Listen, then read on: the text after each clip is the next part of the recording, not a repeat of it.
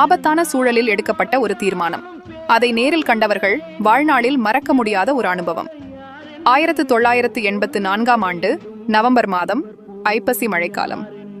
மதுரை மாவட்டம் கம்பம் அருகே கந்த சஷ்டி விழா முடிந்திருந்த இரவு. நிகழ்ச்சி முடிந்து நடு இரவில் ஒரு பட்டிமன்ற குழு மதுரையை நோக்கி காரில் பயணித்துக் கொண்டிருந்தது. நள்ளிரவு மணி 2 தாண்டிய நேரம். எதிரே சாலையில் சாறை சாறையாக ஆண்களும் பெண்களும் மதுரையை நோக்கி நடந்து கொண்டிருந்தார்கள். கோவில் திருவிழா கூட்டமா என்று நினைத்து காரை ஓரமாக நிறுத்தச் சொல்லி, என்ன விஷயம் என்று விசாரித்து வாருங்கள் என்று ஓட்டுநரிடம் கேட்டனர். ஓட்டுநர் சென்று திரும்பி வந்தபோது சொன்ன தகவல் அனைவரையும் மௌனமாக்கியது. நாளை வெள்ளிக்கிழமை நாங்கள் நேசிக்கும் தங்கத் தலைவர் உடல் நலம் பெற்று அமெரிக்க மருத்துவமனையிலிருந்து திரும்பி வருகிறார். அவருக்காக விடிந்த பின் மதுரை மீனாட்சி அம்மன் கோவிலுக்கு நடந்து சென்று வேண்டுதல் செய்ய போகிறோம்.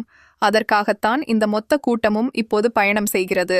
அந்த வார்த்தைகள் கேட்ட பிறகு அவர்கள் பக்தியை பற்றி பேசவில்லை, மதம் பற்றியும் ஒரு தனி மனிதர் மீது இத்தனை பேருக்கு இவ்வளவு ஆழமான நம்பிக்கையும் பாசமும் இருக்கும் என்று அவர்கள் வாழ்நாளில் பார்த்ததே இல்லை.